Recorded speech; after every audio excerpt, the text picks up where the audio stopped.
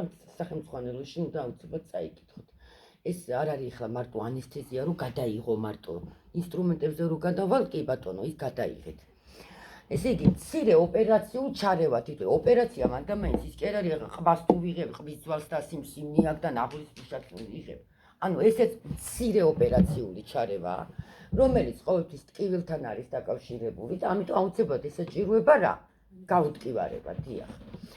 და აი ამ ექსტრაქციის შედეგად მის ფონზე რაღაც უმნიშვნელო ცვლილება თქვენ რომ გადაამოწმოთ ლაბორატორიულად სისხლის ანალიზი, ხა შარდი დაისწია უნდა ღვიძლის სიმჭრე. აი სისხლის ანალიზი. შეიძლება ნახოთ უმნიშვნელოდ ექსტრაქციის შემდეგ ლეიკოციტოზი ცოტა მომატებული, ედსი ცოტა მომატებული. რამდენიმე დღით. ანუ რეაქცია უმნიშვნელოა მაინც მცირე ოპერაციულ ჩარევაზე ორგანიზმს გააჩნია. ეხლა ექსტრაქციას გააჩნია ჩვენებები, თქვენ რა ხომ არ გიხსნით? ჩვენებები, რას ნიშნავს ჩვენებები? ანუ რაღაცა როდის უნდა გააკეთო აუცილებლად. ამას ნიშნავს მედიცინაში დაიხსომეთ ჩვენება. ის მაშინ დოკუმენტაციაში რო ვწერთ, ესე ვწერთ, თქვათ, ოპერაციის ჩვენებაა. ანუ რატო რა არის მისი ჩვენება? უკუჩვენება ხომ მიხვდით? ანუ ჩვენება და უკუჩვენება ბავშვებო ნიშნავს, რომ შენ არჩევანი არა გაქვს, არც შენ არც პაციენტს, ეს დადგენილია, რომ ესე უნდა გაკეთდეს. მიხვდი? შენ კი არ ფიქრობ ნეტა ეს დავტოვო თუ ამოვიღო, არა. პირდაპირ არის ჩვენებები, რომლის დროსაც შენ აღარ ჭირდება, უნდა იცოდე, რომ ეს უნდა გააკეთოთ. ჩვენება, ანუ შინაარსი აგიხსენით. ეხლა რა ჩვენებები აქვს კბილის ამოღებას, ანუ ექსტრაქციას. ეხლა ვიღაცა რომ მიადგეს და ჯანმრთელი კბილი ამოუღოს ადამიანს, აქ ჩვენება ეგა. თქვათ, ანუ არ არის. მეთანხმები იქეთი. საძაფრინავ. ჩამოდი დავლა. ეს ჩვენებებია მორყეული კბილი. მორყევა საერთოდ თქვენ თერაპიას გადიხართ ხო?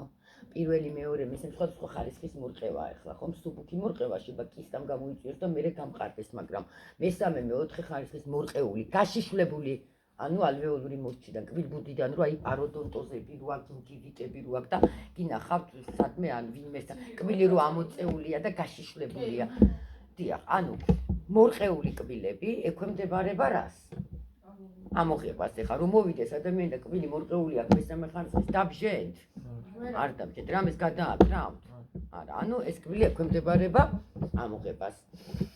შემდეგ, ანუ მე რაც ვთქვი, პაროდონტოზების დროს გაშიშვლებული როა ყელის არეში კბილი, იქ მე გაგიყვანთ პოზიციებს იქ განახეთ. ესეც ექვემდებარება. ამოღებას ექვემდებარება კბილები, როდესაც აქვს ადამიანს, აი ესეთი ოდონტოგენური ანთებები ქვია, თქვენ შემდეგ სწავლობთ ამის მერე. ოდონტოს რა არის? კბილს ნიშნავს. ანუ რაღაცა ანთება, რომელიც კბილმა გამოიწვია. მაგალითად, პერიოსტიტია ეგეთი.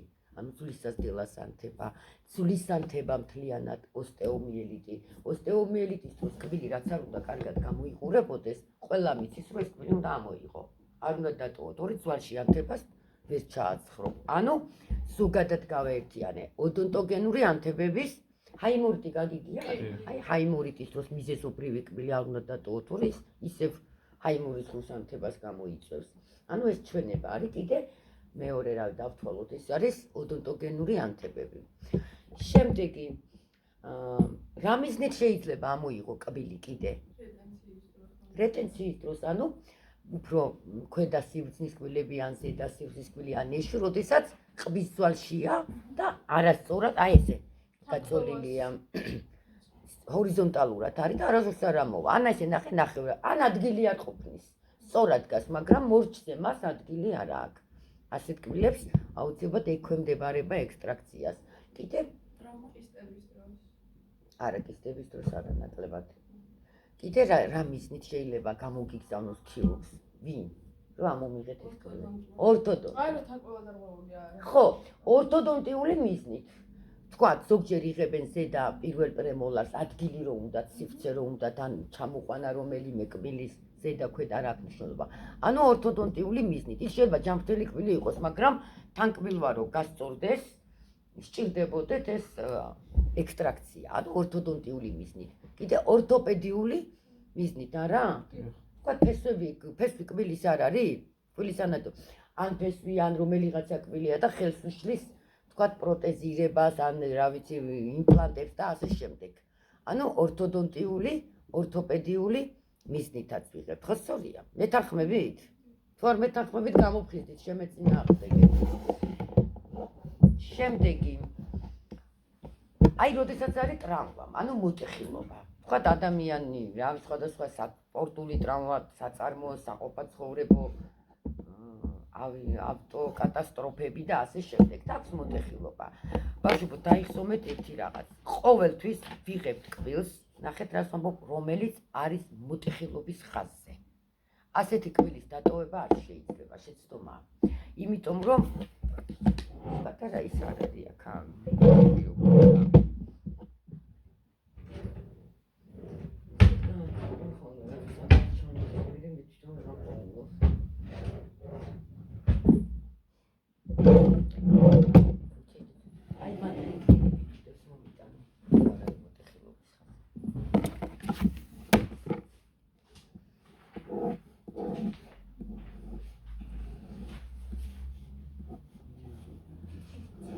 თუ არ ნახავ ახლა. უბრალოდ ვეცხოვარ. ნახე შეიძლება მოტეხილობა არ იყოს, მაგრამ ჩვენ გავაკეთოთ.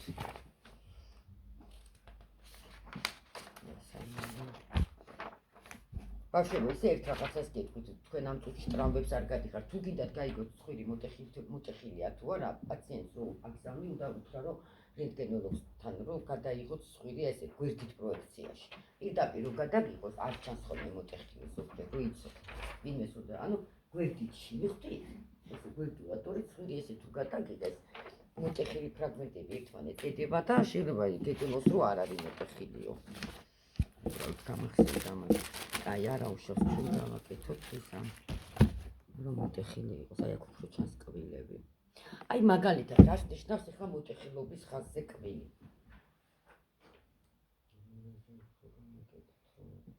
მაგალითად მოტეხილობის არა მაგრამ აი თქვათ აქ არის მოტეხილი ქვედა.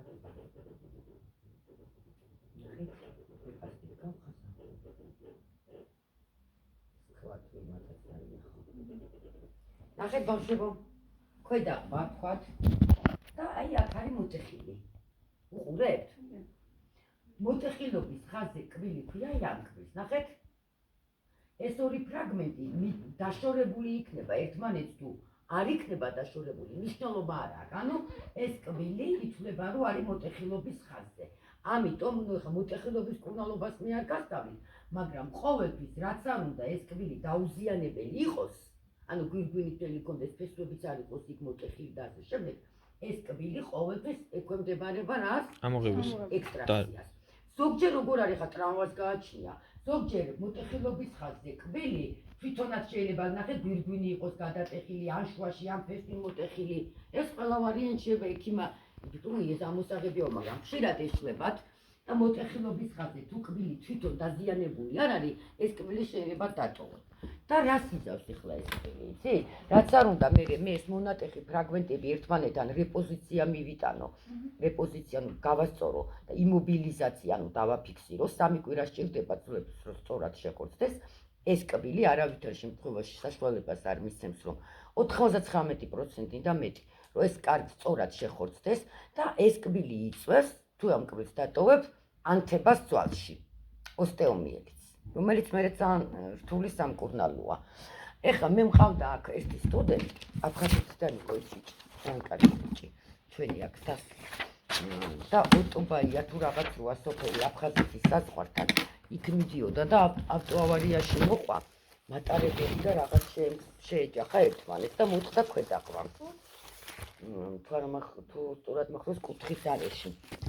მატარებელი და სამგზავრო მარშრუტით ავტობუსი შეეჯახნენ ერთმანეთს.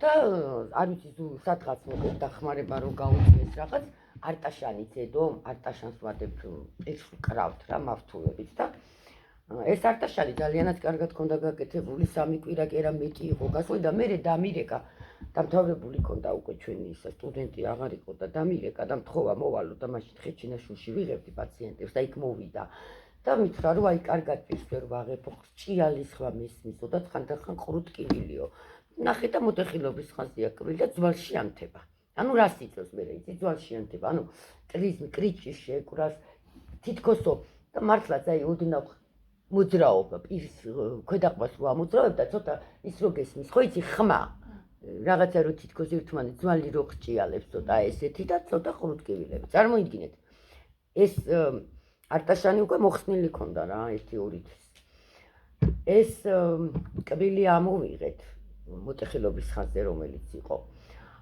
ეს ძვალი გამოვფხიკეთ ანთება რომ რადგან იყო უკვე ძვალში წამლები უნდა და პირი ხელახლა შევკარეთ 3 კვირა წარმოიდგინე პირი შეკვრა ქვიორობდეს ვერ აღებ მარტო ტუჩებს გახსნით და ზედა ქვედა ყბა ერთმანეთთან არის მავთულებით დაფიქსირებული აი უნდა გვერდითა თუ უკან რეტრომოლარულად ისრენი როა საწრუპები და თხევად რამეს თუ შეჭამ რა მიხვდით ბავშვებო ერთი პატარა შეცდომის გამო რომ ის კბილი რო არ დაეტოვებინათ ის არტაშანი ძალიან კარგად იყო დადებული მაგრამ პატარა მოძრაობა დაიწყო უკვე იმ ორმა ფრაგმენტმა და ძვალში წავიდა ანთება და ხელახლა ადამიანს არტაშანი დავდი ხელახლა 3 კვირა პირი შეკრული როგორია ხა ანუ არ არის სასიამოვნო და არც შენთვის და არც პაციენტისთვის ხო სწორია მოტეხილობა ის არის ანუ მალე უნდა ამოვიღოთ თუ მოშუებას მოგაველოდოთ არა მუშუშებს რა ძვლის შეხორცებას არ შეახორცებს ის სწორად ანუ მაშინ უნდა ამოვიღოთ ხო მოტეხილობის ხაზზე როცა არის კბილი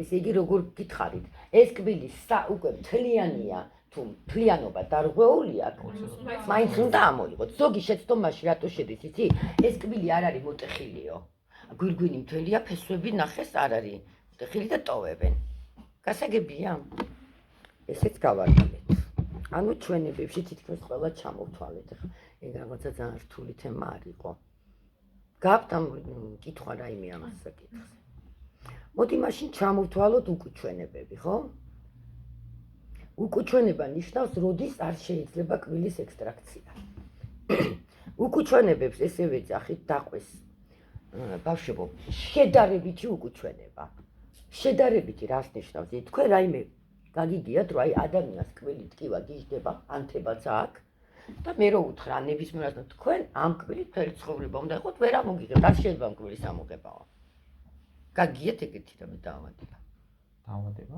ხო ანუ აბსოლუტური უკუჩვენება ანუ რო ვეუბნები რომ ამ რა უნდა ვქნათ აი ამ კბილთან ერთად უნდა იცხოვრო და გინდა გაწამოს გინდა არა ანუ ამას ქვია აი არაფრით რომ ამიტომ დაარქვეს შედარებითი უკუჩვენები არ არსებობს ეგეთი რაღაც შედარებითი უკუჩვენება რას ნიშნავს ახლა როდესაც ადამიანს აქვს შეძენილიან თანდაყოლილი ნახეთ შეძენილიან თანდაყოლილი სხვადასხვა რომელიღაცა სისტემის დაავადებები აი მაგალითად რა შეიძლება რომელი სისტემის გაიხსენეთ რომელიმე კი ბატონო კიდე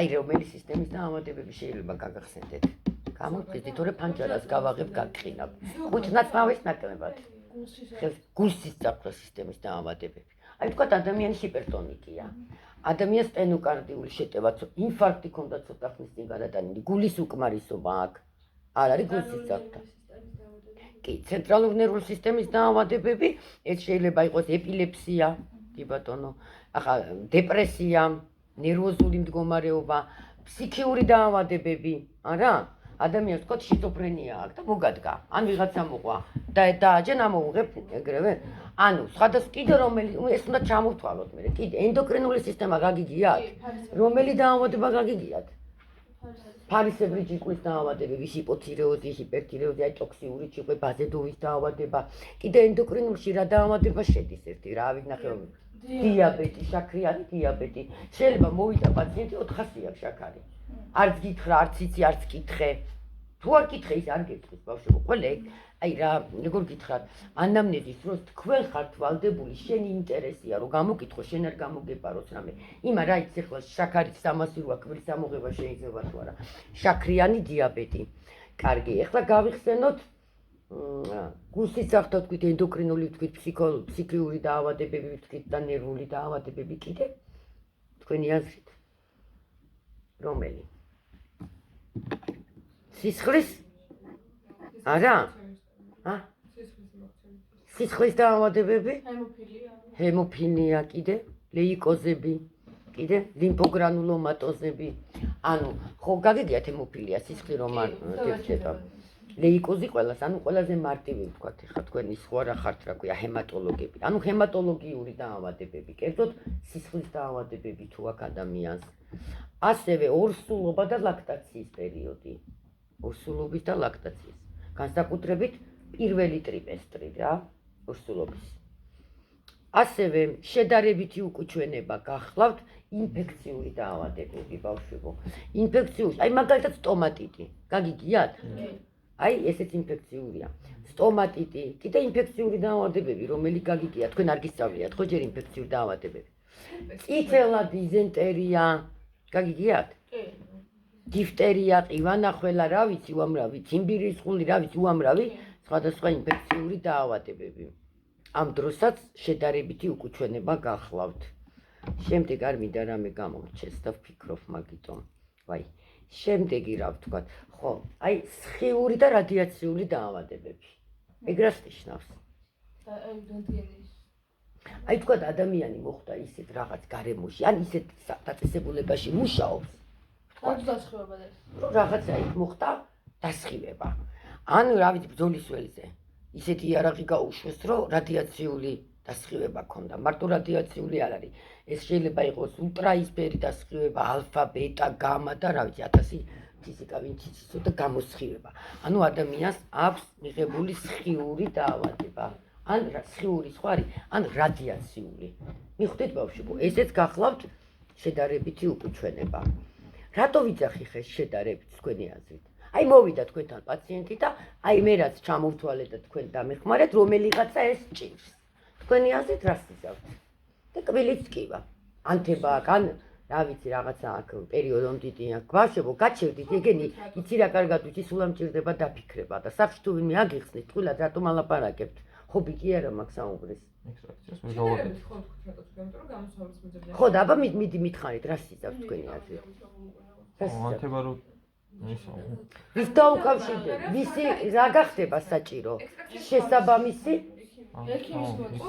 შესაბამისი პროფილის ექიმთან კონსულტაცია აუცილებლად.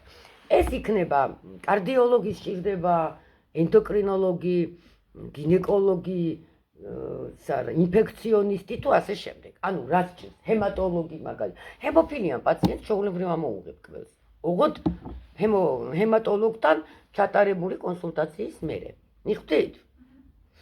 ჰემოფილია თორე, ჰემოფილია ისეთია წუთში ადამიანი მოკვდება, სისხლი არ უდედება, საოცარი სისხლი დაემართება ძალიან სწრაფად.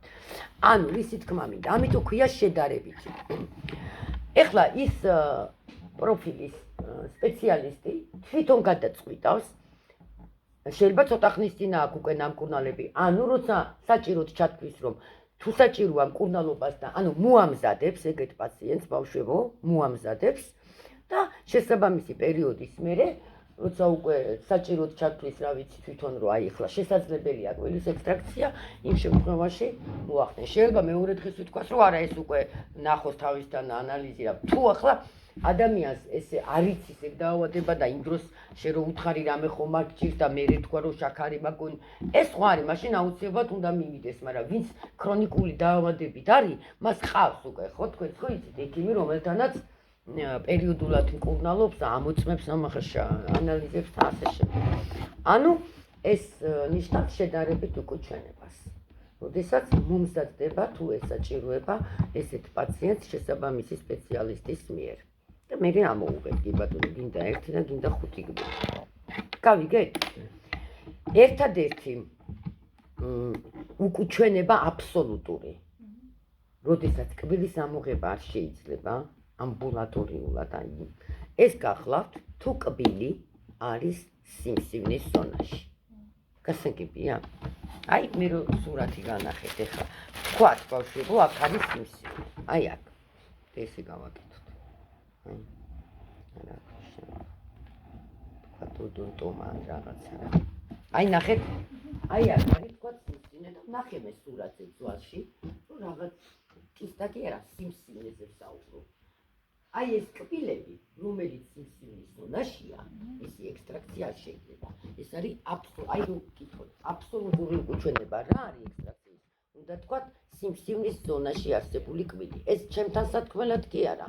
თქვენთვისაც დაიხსომეთ. ეხლა რატომ? თქვათ მოვიდა პაციენტი, შენ არ იცი, არც სურათი ნახეთ. საერთოდ ერთი რაღაცა სულ მაკვიროს ბავშვები. მიადგებიან კბილებს, იგებენ და რენტგენიან ვიზო. არაფერი არ აქვს ნანახი. უნდა შეხედო იმ ფერთან რა ხდება, ძვალში რა ხდება, იქნება რა სჭირს. გასაგებია და რა უნდა იმრედ.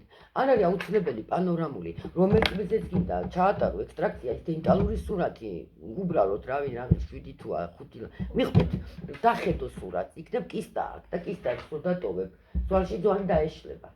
გასაგებია. ეხლა ნახეთ ბავშვებო, თუ ვინმე ამოიღებს აი ამ სიმსივნის ზონაში არსებულ კბილს, 1-2 არაფერს შეიძლება, რა მოხდება? ეს ამოღებული კბილები არ ხოცდება. არ შეხოცდება. პირიქით, გადაშლილივით დარჩება. აი გავა ერთი კვირა, 2 კვირა, წესით ხო 3 დღის შემდეგ იწყებს გრანულაციას. არ ხოცდება, რაც არ უნდა უქნა, რაც გინდა ჩადეგა, მორეცხე, რაც გინდა და არავითარ შემთხვევაში არ შეხოცდება და ეს სიმსივნე იწყებს უკვე პროგრესირებას. ანუ ეს ხდება ხელისშემწყობი ფაქტორი, ეს ექსტრაქცია, რომ სიმსივნემ სწრაფი უფრო პროგრესირება დაიწყოს. გასაგებია, ამიტომ არ შეიძლება სიმსივნის ზონაში. ეხლა ერთი რამე არ იფიქროთ თქვენ, სიმსივნები მეხუთე სისტემაა და მე არ დაგხლით. აბა ეხლა სიმსივნის ზონაში რო აქვს ადამიანს, ვილი რა უნდა ქნასო? როცა უკვე ადამიანს დადგენილად სიმსივნე აქვს, იქ ჩვენ ოპერაციას გეგმავთ. მარტო კბილზე ხო არ არის. და გააჩნია რა სიმსივნეა, შეიძლება სიმსივნე ამოვიღოთ, შეიძლება მთლიანად ეს ყბის ძვალი მოვკვეთოთ. ოღონდ და იმ დროს ვიღებთ კბილებსაც. მიხვდით ბავშვებო, ანუ უკვე სიმსივნის ოპერაციას რო ვაკეთებთ. შეიძლება. დიახ. ანუ ხო შეიძლება თქვა სიმსივნე იყოს ავტვისებიანი და კეთილსებიანი, მაშინ თუ კეთილსებიანი, მაშინ არ შეიძლება თქვა. პროვოცირება შეიძლება გამოიწვიო და მალიგნიზაცია გამოიწვიოს იმ სიმსივნეს, ანუ გაავთვისებიანობისკენ წავიდეს. არის მაგის შანსი, მიხვდით? ჯობია სიმსივნესთან ერთად მოხდეს იმ კბილების ექსტრაქცია და არა ცალკე. გასაგებია ბავშვებო, ავთვისებიანზე გასაგებია, მაგრამ კეთილთვისებიანი სიმსივნეები არის, რომელსაც ახასიათებს მალიგნიზაცია, ანუ გაავთვისებიანობისკენ მიდრეკილება და ეს შეიძლება მიზეზი გახდეს მისი მალიგნიზაციის. გასაგებია, ეს შეიძლება 5% იყოს კეთილთვისებიაში, მაგრამ 5%-ში ვინ მოხდება? და 1%-იც რო იყოს და 0.1-იც ეს არავინ არ იცის. ეხლა ბავშვებო, მედიცინა ცოტა ისეთი რაღაცა, სტატისტიკა. ჩვეულებრივი ხალხი სულ მაგაზე საყვედური გამიგია ნაცნობი. როგორ აი თქვა რაღაც მეთოდი გამოიგონეს და 1% მორჩა და აი ეგ რა არის 1%? იმ 1%-ში ვინც მოხდა, ის ხო გადარჩა. მოდი ესე ვთქვა.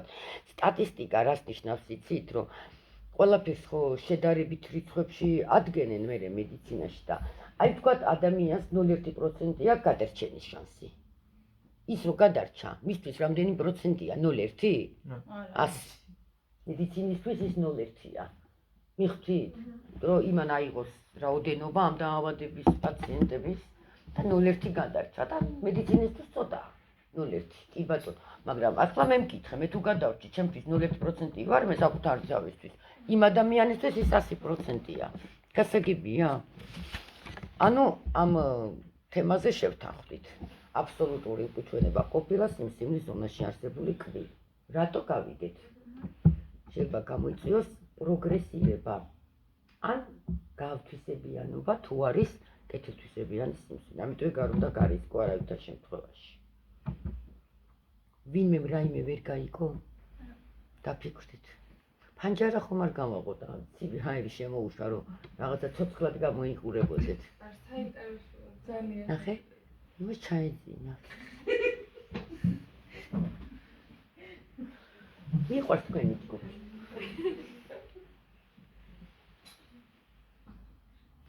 ეხლა დაიღალეთ. ეკენის ტელეფონი კიდევ მივითვისე, ხედა, შენია? მე რიტყოდა ჩემი კარგი ტელეფონი. ჩემი ერთი ტელეფონი ძაღლმა მომპარა გუშინ და გამიტეხა. ჩემ აქ მოიყვანა ლეკვი 10 რაზე უნდა წავიყვანო, დაჩაზე ყავდა და ვაიმე, ეხა შეიძლება სახში არაფერი აღარ იყოს თო. რა ჯიში ყავთ? მიცხვარის. ვაიმე.